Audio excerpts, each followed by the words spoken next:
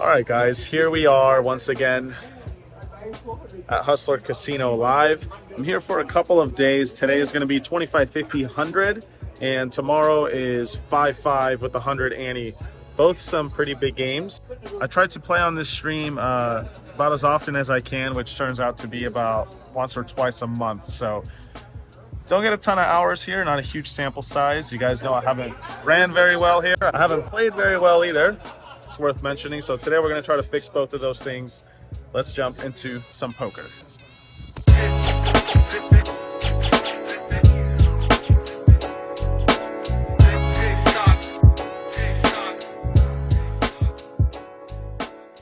All right, guys, here we are again playing at Hustler. This time it's 25, 50, 100, but it wasn't long before the game transformed into 50, 100, 200 with occasional rounds of $400 straddles. Par for the course for this place. Anyway, I sit with $50,000, and in the first interesting hand, I look down at Queen Jack suited, raise it up to $300, and get called by Mars in the middle blind and Mike X in the third blind. So 3 ways to a flop in position, which doesn't connect with me. It's 8, 6, 3, 1 spade, but I think it's also not going to connect with my opponents too often, and even if it does, there's a lot of turn cards that I can continue applying pressure on, so I decide to continue betting $300. Mars calls and Mike gets out of the way. Looking for a decent turn card, like something that'll give me a flush draw or a straight draw, but what do you know, it's the queen of clubs, so no need to bluff whatsoever as we improve to top pair and very likely the best hand. When Mars checks it over to me, I think about all the times I would be stabbing with, hands that are not good. So of course I'm happy to be getting value here with top pair. I bet $1,600, and before too long, Mars makes the call. So it seems like he's got some sort of pair, like perhaps an 8, maybe a non-believing pocket 7s or 6. You guys get the idea. So I'm looking for a good river card to continue getting value on, but that's not exactly what we get. It's the ace of diamonds. Mars checks it over to me once again, and now we have a question between checking back and trying to win at showdown, or perhaps trying to get a little more thin value. Mariano deciding whether he can go for thin value here or not. Obviously, as we see, if he's betting, it's actually kind of a bluffy spot. I don't think Mars is folding no matter what, though. Now, of course, checking back seems more than okay, since it's unlikely Mars would call with a worse hand again on this particular river card, but I've played with him enough times to know that he can get pretty sticky, and not only that, but I would also be bluffing once in a while with hands like king high, jack high, etc., all sorts of hands that missed. So with those things in mind, I do decide to go for some value. In terms of sizing, I would be betting around the size of the pot with, all those bad hands. So with good ones, including second pair, even though it's thin, I do decide to do the same thing. $5,000. Now, of course, I have no idea that I actually have the worst hand and this is somehow a bluff. As you guys noticed, Mars called on the flop with Mike left to act behind him. So in my head, him having king queen is essentially impossible. But here we are in this funny situation right off the bat. After a few minutes, Mars does decide to fold, and we get this strange hand out of the way. At least it went in our direction. In the next one, Mike opens to $300, and I'm looking down at 6-5 of hearts on the button. With a hand like this, I think calling is totally fine on the button, but occasionally raising seems okay too, to remain unpredictable and whatnot. So this time I do decide to do that, kick it up to $1,000, and only Mike makes the call. So we're going heads up in position to a terrible flop for my exact hand. It's queen 10-8 all clubs, so I've got pretty much nothing going on with my 6 high. But when Mike checks it over to me, I'd have a bunch of hands that do continue betting on this board and are actually good hands, and he's going to have a ton of hands that hate this sort of flop, like small pocket pairs and whatnot. So anyway, I do decide to continue betting small. Mike's not interested, and he makes the call. Turn card gives us a glimmer of hope. It's the 7 of spades, so now I have some weird sort of straight draw, but this is generally a card that's going to interact with him a lot more than me. So even with good hands, I'd be checking it back. 6 high is no different, and what do you know? We see the king of hearts on the river, which is all the rope I need to potentially hang myself. I could definitely be betting hands for value now, like king jack, ace king, maybe slow played aces and such. And let's face it, I'm not going to check back 6 high and expect to win. So when Mike checks it over to me, I do decide to go for a bluff, trying to get him to fold all his one pair type holdings that don't like this run out. So I put in $3,200. Let's see what happens. He's going to put a bet out there. Let's see if Mike X can make the call. After a few seconds, Mike does decide to fold, and we're 2 for 2 on the night. Let's try to keep that momentum going with the best possible hand known to man. Pocket aces. There's a 200 straddle on this hand, so I kick it up to 600 before Andy decides to re-raise on the button to 2,000. Action folds all the way back to me, and of course with a hand like this one, I'm raising once again. I make it $6,000 to go, and after some thought, Andy calls in position. So we're going heads up to a flop. Let's hope it's a good one. 12,475 in the pot. Pretty scary flop, I think, for Mariano. As it's a somewhat connected board, but as we can see, Andy's got nothing. As you guys heard, it's not the best flop for me since Andy could definitely have hands like pocket queens and pocket tens, but there's also a wide array of other holdings he could have, and I would continue betting with a fair amount of bluffs as well, like ace-5 suited, ace-jack, ace-king. You guys get the idea. So I do decide to continue betting with aces. Don't really hate checking either, I should mention, but turns out it doesn't make any difference as Andy's only got sixes and he lets them go pretty quickly. Still never going to complain about winning a pot with aces. Moving right along, this next hand is a little bit odd, not something you see every day, but here we go. Brown Balla opens to $300 in late position. Mars calls on the button, and then Mike re-raises out of the small blind. Action's on me here in the third blind, and as you guys can see, I've got pocket nines and an interesting decision in front of me. Re-raising once again seems like a little bit of an overplay. Folding doesn't seem ideal, and of course, this is the main problem with middling to upper pocket pairs. You're not entirely sure how to play them in situations like these, but I have been cold calling lately with all sorts of hands, including aces and kings once in a while, so I think if I throw in nines occasionally, it's not too much of a crime, so I do decide to toss in the extra $1,400. When the action gets back to Brown Balla, he raises again. I gotta admit, I sort of expected this based on his stack size, but when action gets back to Mike and he folds, I don't know why I'm getting ace-king vibes or perhaps ace-queen. I feel like if he had a really good hand, he would have thought a little bit longer before re-raising and perhaps gone a bit smaller. So considering nines are still ahead of all overcards, I decide to just get it all in since he doesn't have that much with a $200 straddle on. He had something like 100 to 120 big blinds, so not going to be too mad about getting it in with a pair for that much money. Brown Balla does not hesitate as he makes the call, and just like that, we're playing an over $50,000 pot, and it's pretty much a flip. He asked to run it twice. I say no problem. Time to cross our fingers and hope for the best. Okay, so Mariano telling him he's got a pair. Okay. Can't imagine the 4-4 deuce helped Mariano. Okay. Everyone else won. And the pair for Mariano is going to be good. How far ahead are you? He wins that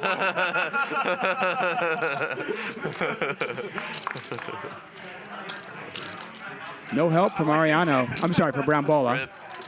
Chips. A 4 or an ace or a king, I imagine, wins Damn it. it, my fours are gone. Alright, you got it. In Vegas, you would get like 7 cards. Mariano's nines, good. All the bonus. For a $53,500 pot. I'll play 30. That's just unlucky. I mean, you run it twice, ace-king versus nines. 51-1-2. You think you should chop it up, but you don't. And Mariano wins himself a nice pot. Brown Balla felted. Whew. Always nice to win 2 flips in a row, especially for this much money. Nice to be running good in a big game for a change. And let's see if we can keep it going with this next hand where I've got pocket kings in a hand where someone straddled to 1,000. That's right, there's a $1,000 straddle, and I look down at pocket kings. I raise it up to $2,500, just a regular open here at Hustler Casino Live, before Brown Balla on the button rips it all in once again. This time he's the one with pocket nines. Obviously, I am not folding when it gets back to me, so I toss in the money. And just like that, we are once again off to the races, this time with over $40,000 in the pot. I have Brown like Ball's had a 18K. tough What night. am I gonna do? And it continues here. Oh, hello. 9 ball right there. No, we're doing twice. God damn it. Wow. I guess it would have gone in either way. Oh, that is unfortunate for Brown Baller because he won it twice. 100K or something. Now it's nearly impossible for him to win the other one. Yeah. Once again, my pocket pair holds, even though it was in dramatic fashion on that first run out, and we are up a bunch of money with a few hours left to go.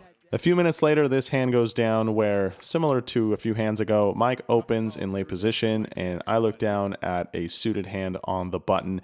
Ace deuce of clubs for myself this time, and once again, you can make the case for calling or raising. I think with only 2 people left to act behind me, I'd be more inclined to call, but there's like 3 or 4 people in the blinds at this point, and I'd rather get them out. So I re-raise once again and make it 1,800 to go, and Mike calls once again. So heads up to another flop, which is 10-6-6 with 1 club. Of course, I don't really connect with this one, but I don't think he will too often either. So when he checks it over to me, I bet small, but he makes the call. So perhaps I was wrong about my read on the flop. Turn card is the 7 of clubs, improving me to the nut flush draw. Somewhat unexpected, but when he checks it over to me, I decide to check it back. Seems unlikely he's going to fold a 10 or obviously a 6. If he has a hand like 7-8 or 8-9, you could probably guess those aren't folding either. So I decide to check it back and see what happens on the river. I still sort of have the feeling that he was floating with nothing on the flop, but I'm not entirely sure.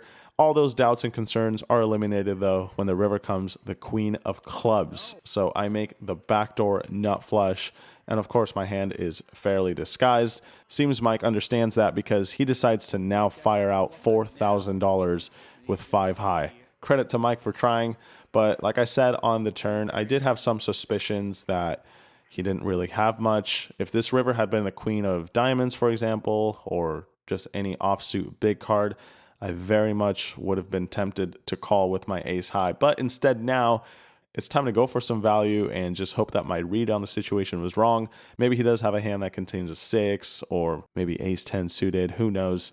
Doesn't matter because I only have one option. He's got around $10,000 behind. I rip it all in there, and you guys can probably guess what Mike's going to do with his 5 high. Mike's going to Hollywood for a moment before folding, unless, of course, the card reader is wrong.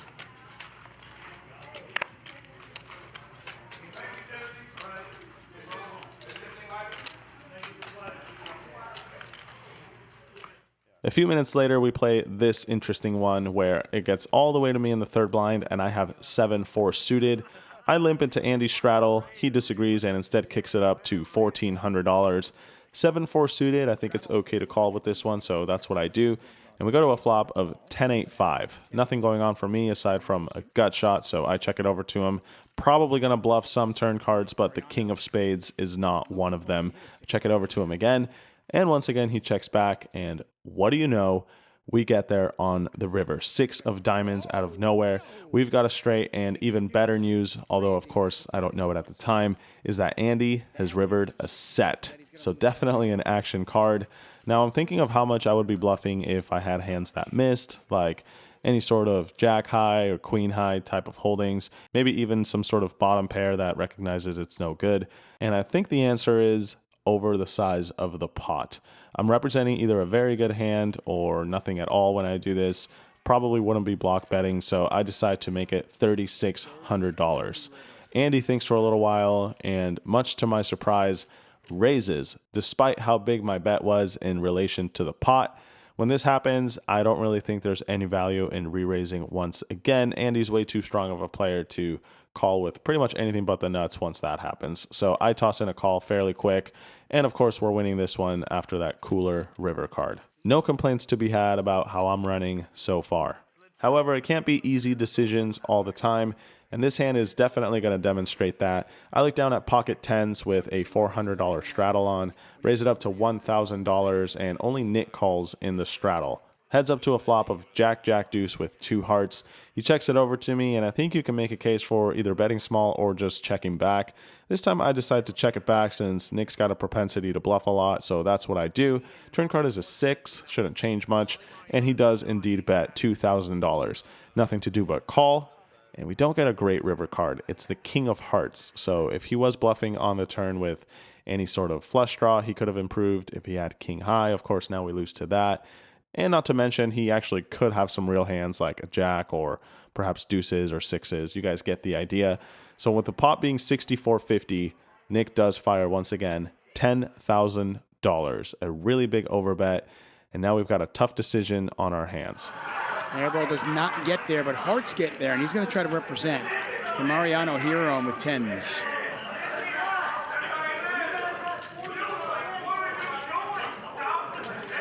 Airball overbets the pot. He bets 10K into 64.50. In the end, I do think this is a really close spot. Not necessarily because I expect to have the losing hand very often, but mainly because of how big he bet. Since he's betting so much into a pot that didn't have that much to begin with, I don't really have to call too often. If he bets small, of course, the call would have been in there really quick. But anyway, I think against this sizing, we can probably let our hand go since I don't have a heart, and probably call with all my pocket pairs that do contain a heart.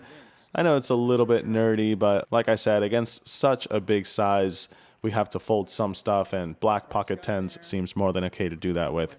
The thing is, it's tough to fold against the guy who's got airball right in his name.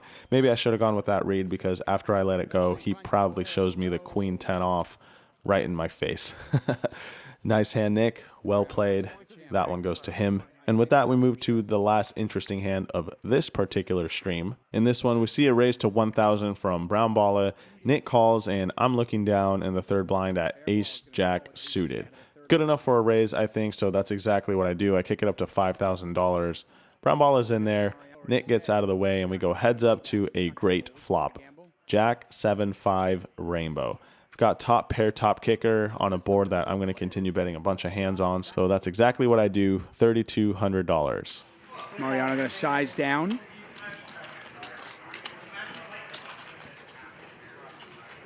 That's going to bring Brown Balla in. Balla looking for an 8. Brown Balla makes the call, and we see an excellent turn card, the deuce of clubs. Now we have a question between continuing to bet or checking to see what he does. Considering that I have a jack, it seems less likely he's got something good. Instead, I think it's likely he has some sort of draw or hands that flow to the flop in hopes of stealing the pot later on. So with that in mind, I check it over to him to see what he wants to do. And sure enough, he does have 10 high, which is just a straight draw, expecting him to start bluffing with this hand almost every time. But instead, he just checks it back. Not exactly expected, but okay. 9 of hearts on the river. I check it to him once again, and what do you know, he just checks it back with his second pair. We don't win a whole lot in this one, but still a nice way to end this stream, picking up almost $10,000. And with that, we finish my biggest win ever at right around $80,000. But stay tuned, because there is still a day 2 to be had. In this day, we're playing 5-5-100, which is essentially just like a 25-50 or a 50-100 game. Once again, I sit with $50,000. Here we go. In the first interesting hand, I open it up with Jack 10 of diamonds to $200 from early position. Ronnie calls in late position, and then Pete on the button makes it $700. Action gets back to me, and I think now you can make a case for raising again. I feel like this small sizing from Pete indicates a hand that's pretty good, but not crazy strong. But you could also make the argument that just calling is fine since we're getting a good price, and my particular hand isn't exactly fist pumping for getting a bunch of chips in the middle. So that's what I do. I just toss in the call, as does Ronnie. So 3 ways to a flop, which is not bad. Ace, 9, 6, 2 diamonds. We've got a flush draw. I check it, Ronnie checks, and now Pete bets $900. I think check raising is probably okay sometimes, but considering that there's an ace out there, this isn't exactly the kind of board that I want to go too crazy on. So instead, I just call. Ronnie gets out of the way. Turn card is the 3 of clubs, no help to me whatsoever.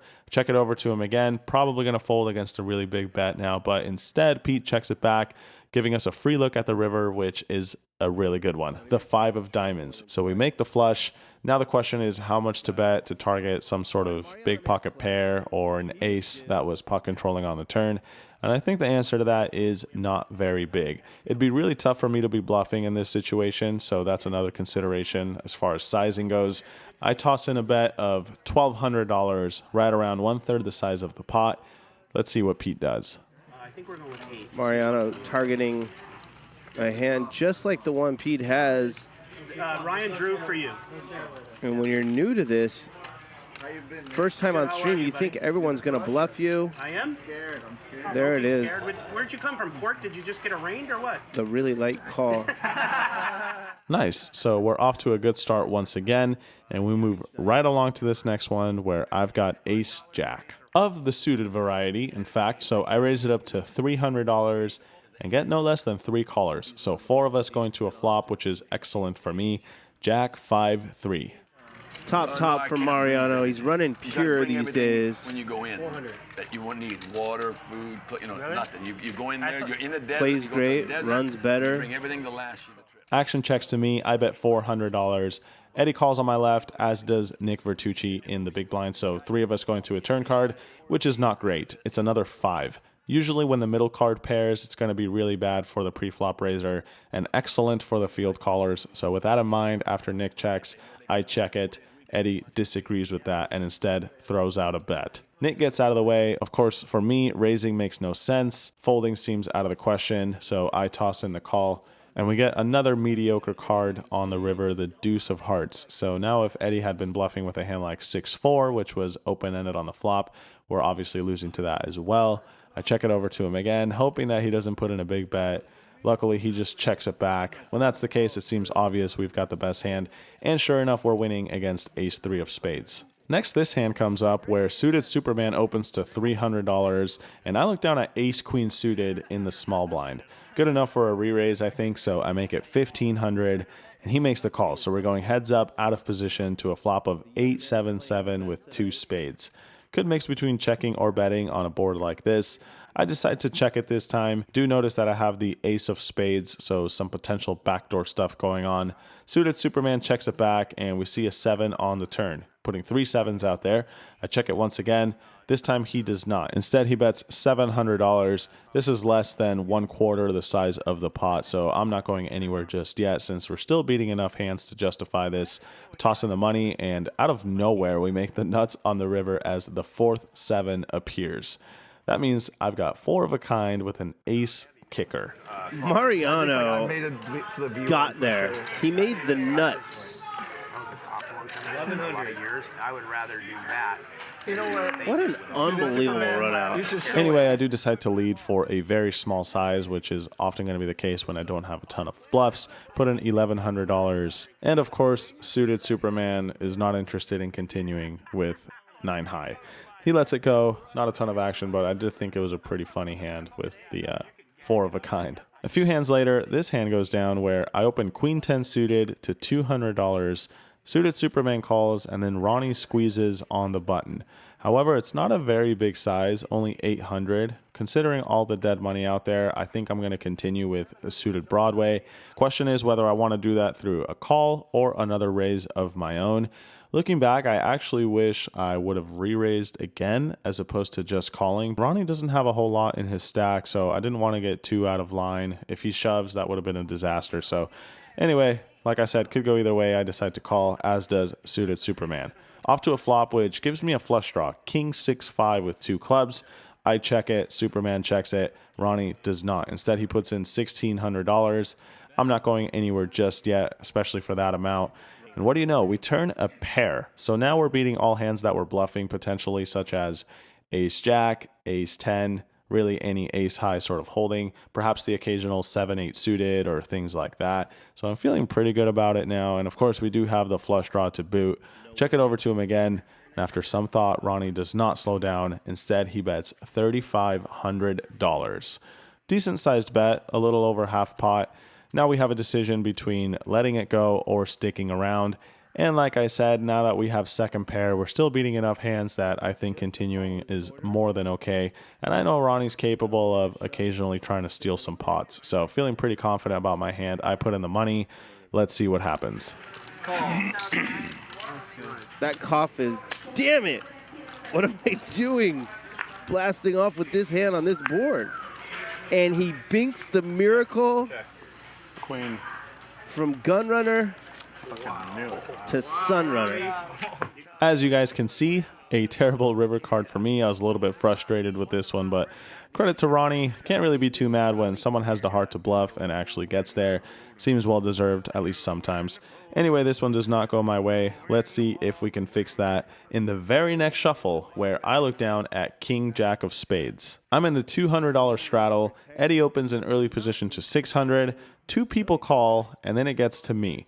Now, of course, just calling is more than okay, but with the dead money out there from the two other callers, doesn't seem like they have a great hand. I decide to instead re-raise as a bluff. Seems like a good squeeze candidate, so I kick it up to $3,600. Eddie's not interested in any of that as he makes the call, but the other two players fold. So we're going heads up, out of position, to a pretty decent flop. King, King 5, really good flop for me, of course, as I've got 3 of the same card. Bunch of my hands would just bet small, so that's what I do with this one. Eddie makes the call, and we see a decent turn card, the Queen of Diamonds. The reason I say that is I feel like it could potentially interact with him, and it's also a card that I would continue blasting off with small suited aces, ace-jack, ace-10, hands of that nature. So getting some value in this instance is more than okay. Let's see what happens. The other day I was walking by my mom and daddy's room, and my mommy's legs were straight in the air, and she was screaming, oh God, I'm coming. And my daddy was on top of her, and he wouldn't let her go. Sky's not amused. Mariano's about to stack Eddie.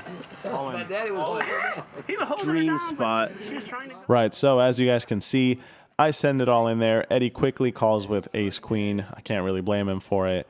And this one is going our way. Right after losing a decent-sized pot to Ronnie, we're taking down an over $30,000 pot. Things are back on track. Trying to keep this momentum going in the right direction. What better hand to do that with than pocket aces? Sky opens in the small blind to $400, and I'm next to act.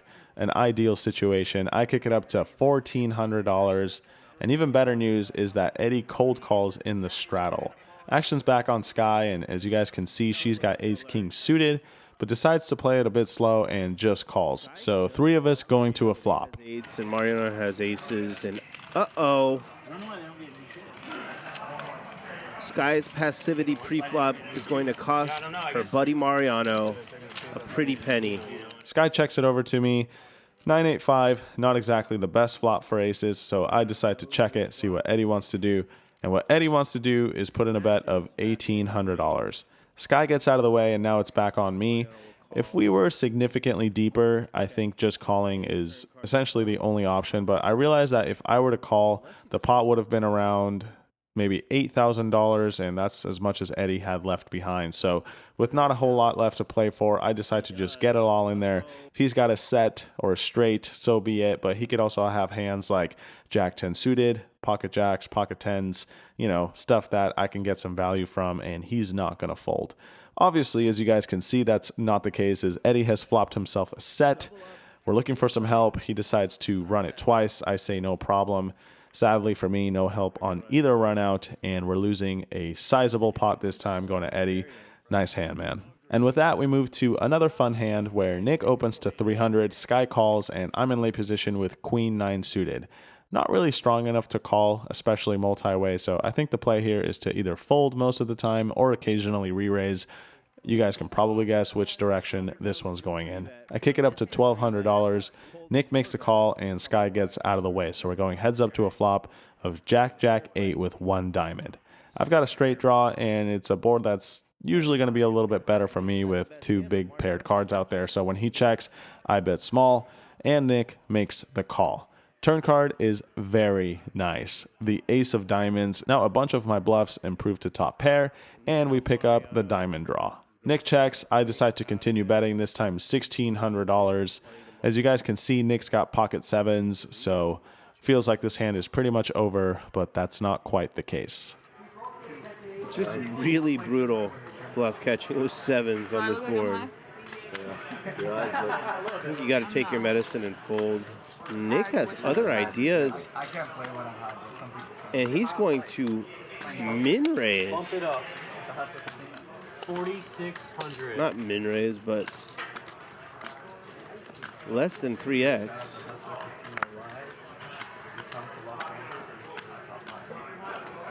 Pretty easy call for Mariano. Much to my surprise, Nick elects on a check raise to $4,600, not very big. Of course, we're getting direct odds to call here, but more importantly, I have no idea what he's doing this with. I feel like if he had an ace, he would just call my bet all day long. If he had an 8, perhaps the same thing. So essentially, he's telling me he's got either a full house or nothing at all. And it's pretty tough to put people on a full house. So I do call in position, looking for some help on the river. And that's sort of what we get. It's the 9 of spades. So we end up rivering third pair or second pair, whatever you want to call it. And now what's even more interesting is that Nick decides to check it over to me. I'm really confused about this hand because, like I said on the turn, I didn't really think he had much. So if he had some sort of bluff on the turn, why would he suddenly give up on this river card? Kind of gives me the feeling that perhaps I don't have the winning hand if he's willing to get to showdown. But he could have had a hand like 10-9 suited maybe. That's an open-ended straight draw on the flop and plays aggressively on the turn. Maybe he was blasting off with an 8 for unknown reasons. I don't really know, but he's not folding an ace and he's not folding a jack. And I'm now beating all those hands that missed. So after some thought, I decide to just check it back. Sevens. King, queen, yeah. I knew it. I knew it, and I should have went with it. I knew it. Nice hand, bro. Thanks. So sick. That was good. God, I knew it, bro. And you knew you had to bet too. Oh my God, and you just, oh shit, if I just put out an old 10 ball. How do I not follow through? As if that hand wasn't spicy enough already, this one is right up there with it. Sky opens to $200. I'm next to act with pocket 9s. I decide to re-raise this time, make it $700 to go, and only Sky comes along. So going heads up to a miraculous flop, queen 9 deuce, giving me middle set and Sky top pair with a very good kicker. Uh-oh, Sky is in a lot of trouble. Top pair, great kicker. Mariano has middle set. As if that wasn't good enough, Sky now decides to lead for $1,000. I think this is most likely just going to be a queen or maybe a hand like Jack 10 suited that just wants to dictate the flow of the hand. I'm having none of it with middle set, so I kick it up to $4,000 right away, not expecting her to fold pretty much any hand that she leads this flop with. And indeed, she does make the call. So we're off to a turn, which is the 3 of diamonds. Shouldn't change anything. Excellent turn card. And a bit unexpectedly, Sky decides to lead again, this time $3,000. Now it's back on me, and I think you can make the case for a few different options here. Just calling in position seems okay. Raising is obviously the ideal play since there's plenty of money behind and we've got a very strong hand. It's not rocket science. I guess the only question is how much to raise to if that is the elected route. And I decide to do something perhaps a bit unorthodox and raise the absolute maximum. The reason why is Sky had made a few comments about me raising too much or sort of being a bully. So I feel like I can make it look like that's exactly what I'm trying to do, perhaps with a hand like Jack 10 myself or any sort of ace king, ace jack holding that is just trying to make her fold a queen. Anyway, I do eventually announce all in. Let's see what happens. Mariano's trying to level his new friend, Sky. Why would you go all in if you had a good hand? Doesn't make any sense. I call. There it is. She's drawing dead. You can decide, Sky. It's up to you. Twice. Twice? Confirmed. You hate to see it.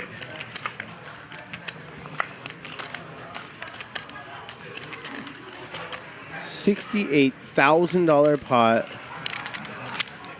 Push it to the 9 seat. Middle set, Mariano. Right, so a very fortunate situation for myself, and we end up winning the biggest pot of the night at right around $67,000. Kind of a cooler, honestly. Top pair against middle set, not much to be done, but of course I'm happy this one's going my way. Now the very next shuffle, this hand comes up where Nick opens to 300 and I'm looking down at king 9 offsuit. Probably a hand you should just fold almost every single time. I'm not even going to pretend that you should mix this one in there, but I think once in a blue moon, it's not the worst thing ever to re-raise with it. Certainly not strong enough to call. And let's face it, usually when people re-raise immediately after winning a big pot, it's usually with good hands, right? So I'm going to try to ride on that, make it $1,000, and Nick calls. We got a really good flop for me, or so I thought at the time. 9-7-4 giving me top pair. As you guys can see, Nick just called pre-flop with his pocket queens, and I'm in some trouble. And gets a pretty good flop. Mariano's top pair, great kicker. And Tucci's got the overpair, the underrepresented overpair. I bet the size of the pot just like I would with any bluffs on this board. Nick doesn't care and quickly makes the call. Turn card is the 5 of spades, not ideal for me. Perhaps if it was a high card, I'd continue betting, but instead I decide to exercise some pot control and check it back. And we get a decent river card, the 4 of diamonds. So now if he did have a hand like pocket fours, it just became way less likely. We're also now beating perhaps 7-5. You guys get the idea. Not the worst river card in the world. Not too surprisingly, Nick now decides to lead for $5,000, a little less than the size of the pot. Now it's back on me, and let's face it, if Nick was floating the flop with any sort of draw, he's definitely going to bluff it. If he had a hand better than mine, he's definitely going to bet it. So kind of an indifferent situation. I expect to call and sometimes lose to hands like pocket tens or maybe pocket jacks occasionally, but he's also going to have hands like jack 10 suited, 10-8 suited. You guys get the idea. Just floats on the flop that don't improve and now have no other way of winning. So I toss in the call, and of course we realize our mistake as Nick flips over pocket queens. This right here perfectly demonstrates the pitfalls of playing hands like king 9 offsuit. Don't try this at home. I definitely wish I hadn't done it, and I paid the price. Nice hand, Nick. Next, this hand goes down where Pete limps in on the button for 200. There was a straddle on this hand, and I look down at pocket queens in the big blind. Good enough for a raise, of course, so I kick it up to 1,000. Eddie calls in the straddle with 5s, and Pete calls on the button with his ace deuce suited. So 3 of us going to a flop, which is not very good for me. It's 8-6 deuce with 2 hearts. Generally a board that isn't going to connect with me super often, but it will with them. So I decide to check it out of position, play some pot control with my queens. Eddie checks it back. Pete does not. $1,200 is the bet. I, of course, make the call, and Eddie gets out of the way. So only 2 of us going to a turn, which is not ideal. It's the 5 of hearts. Now, if he was bluffing with any sort of flush draw or even some straight draws, those hands improve. Once again, I check it, and this time he bets $2,100. Considering how many hands I'm losing to now, I actually thought about folding for a little bit, but I've got the queen of hearts, and I also haven't played against Pete before, so don't really know what he's up to. Mariano 21. has the overpair 21. I feel like 21 savage. Good age. 21. and the flush draw. Yeah. I decide to call once again, not loving the situation. When the king of spades comes on the river, I check it a third time, probably going to fold to a big bet at this point, but instead he checks it back. When that's the case, I feel like we likely have the best hand, and sure enough, we're taking this one down as well. Here we see another perfect example of me playing hands I probably shouldn't. There's a straddle on for 200, Sky limps in, and I raise it up to 700 with literally 4 high. That's right, 4-3 of spades. I was kind of feeling myself this day. I was having a lot of fun playing hands and getting a little too loose pre-flop, I gotta admit. But anyway, now is not the time for apologies. It's time to gamble, and especially so when 4 other people make the call. So we're gonna go 5 ways to a flop with my 4 high. And, you know, it's not that bad. 5-3 deuce. So we've got middle pair and an open-ended straight draw. Not much else aside from that, though, so I decide to check it. Action gets all the way to Antonio on the button, who bets $1,700. Everyone folds except for me, so we're off to a turn card, which is another deuce. Seems like a decent card, making it a little less likely he has 5 deuce or pocket deuces. You guys get the idea. I check it again, and this time SoFlo bets $3,500. Now, what I'm thinking is it checked to him on the button on the flop, so he could be trying to steal this pot with all sorts of hands that I have beat right now with my second pair. With that in mind, I do make the call, hoping for a clean river card on which I'll probably call again. But that's not exactly what we get. It's the 4 of hearts, giving me a very odd 3 pair. Nothing to do but check it once again. And with 14,000 out there, Antonio does not give up. Instead, he throws out $10,000. Now, obviously, give up is a misuse of the term since he's got a full house. It's nothing really to give up on. But at the time, I thought perhaps he had some sort of missed flush draw. Maybe a hand like, well, let's be honest. There's not a whole lot of hands I beat now since any ace or 6 is now beating me as well. But I've seen Antonio steal pots in position plenty of times, or at least enough times to make this a somewhat close decision. Mariano is thinking SoFlo would not bet this much with an ace. Maybe he had ace high diamonds. Well, he wouldn't bet this much. No, Ronnie, you're fine. Could he have diamonds Do with a whatever you 6? Or could he have a hand like Jack 10 of diamonds? After a few painful minutes, I decide to eventually let it go, thinking there's just not enough hands that I'm beating for this price. Although, like I said, I was very suspicious. Luckily, as we can all see, I was up against a very good hand as SoFlo had a boat. Nice hand to him. Now, you would think I learned my lesson about King 9, and I think I did, but when it's suited, that changes everything. So in this one, when Nick opens to $600, I once again re-raise him on the button. Happy to play in position with this hand, especially in a re-raised pot. So 2,000 it is. Only Nick makes the call, and we go to a flop of King 10-4 with 2 hearts. Another good board for me, or so I thought. Once again, I flop top pair, and it's no good against Nick's better top pair. When he checks, I decide to check it back. I think occasionally checking back textures like these is more than okay. And luckily I did, because Nick's got King Queen. Turn card is the Jack of Clubs, expecting this to go check once again, but interestingly enough, Nick now leads out. Now, of course, he's got top pair open-ended. It doesn't seem that criminal, but I just wonder exactly what he's trying to target here that's going to call him. I feel like all worse hands are probably going to start to fold and better hands will continue, but of course, what do I know about poker? Because Nick's just out here getting some value from your boy. I toss in the money and make 2 pair on the river. 9 of diamonds. Obviously, any queen now makes a straight, but when Nick leads out for $7,000, I'm having a hard time trying to come up with hands that would bet the turn and contain a queen. What I mean by that is, if he had a hand like Queen Jack, that means he turns second pair, so he probably would just check the turn. If he had a hand like Queen 10, same thing. He's got some showdown value, probably just checks the turn. So really the only hands I'm concerned with is mainly Ace Queen and possibly Queen 9 suited, but considering that 2 of the 9s are already accounted for, that seems very unlikely. So yeah, I know what you're thinking. Any queen makes a straight, just fold your hand. But like I said, this seemed like a really weird play for him. This is a classic case of me overthinking, and it really is just as simple as, I don't have a straight, I should fold. Let's see if I can come to that conclusion in real time. Not a bluff line. Mariano's thinking right now, I could easily have a queen, and this guy's firing into me. I think this is a fold. What do I beat? Ace 4 of hearts. Ace 5 of hearts. 6 5 of hearts. I only beat hearts. Right, so in the end, I thought about the fact that I'd been re-raising Nick all day, so I thought it was a bit more likely he was eventually going to try to run a bluff on me. Of course, after eventually calling, I could see that I was dead wrong, and Nick wins a big pot off of me. Poorly played hand by me, if I'm being honest, but sometimes they just have it, and it's time to let it go. That's a concept I struggle with sometimes, and once again, I'm paying the price for it here. But that's okay, life is still good. After all, this is just a card game. And speaking of cards, I look down at King 10 of diamonds in the small blind. Interestingly enough, there are 2 straddles on in this one, Antonio for $200 and Suited Superman for $400.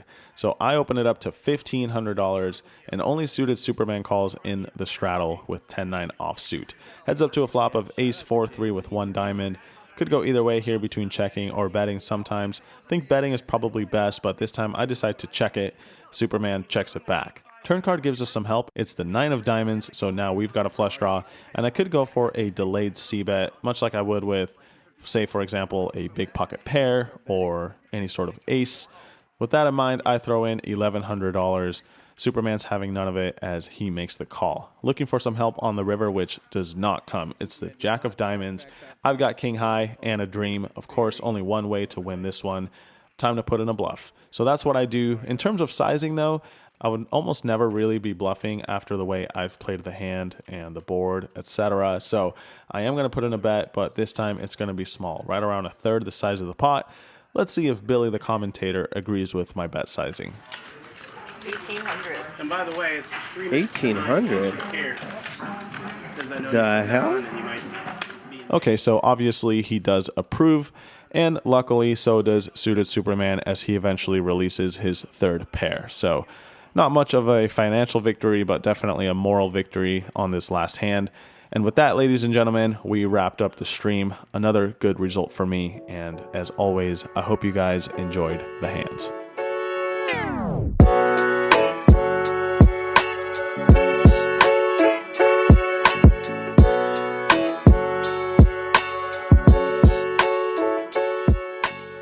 Well, that brings an end to 2 days of Hustler Casino Live. And finally, I'm happy to report things went my way as I just won around $107,000 in less than 48 hours. If that's not a whole shit moment, I don't really know what is. And of course, it's awesome to have it on the vlog. Now, I will say the first day, especially near the end, I didn't really play my best. I think that was apparent, but I hope you guys can understand that the game was really, really big, much bigger than it was planned for. So, you know, I was a bit timid with playing $400 big blind. Like I said, I think that's understandable. The second day, though, when I played 5-5-100, the session you guys just saw, I was a bit more myself, a little more loosey-goosey, eating a sandwich. And that's kind of the poker that I'm most comfortable playing. I think when the big blind is around $100, it's when I'm happiest, at least right now. So anyway, that's enough blabbering. As always, thank you guys for watching. I hope you enjoyed this particular episode, as it was definitely my biggest win ever on day one, right around 80,000. Today I won like 28, so no complaints whatsoever. Anyway, that's enough talking. I'm gonna get some food and go to bed because I'm exhausted. And as per usual, I'm the last one here taking care of vlog stuff like B-roll and such. So if you like this video, go ahead and hit that thumbs up. Helps the channel continue to grow. If not, I don't really care at this point. Yeah, that's it. Until next time, guys, good luck at the tables. Peace.